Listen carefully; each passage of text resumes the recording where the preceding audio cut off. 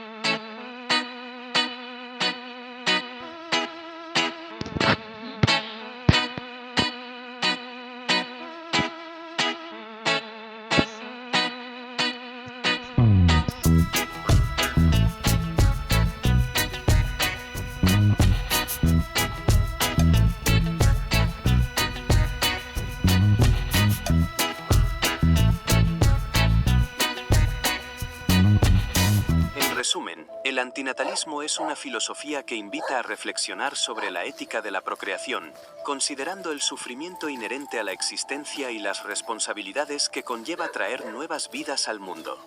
Aunque puede parecer controvertido, este enfoque nos desafía a pensar más allá de las normas sociales y a considerar las implicaciones éticas de nuestras decisiones más fundamentales. Al hacerlo, el antinatalismo nos ofrece una perspectiva única sobre la vida, el sufrimiento y la responsabilidad moral, fomentando un debate profundo sobre el valor y el costo de la existencia humana. El efilismo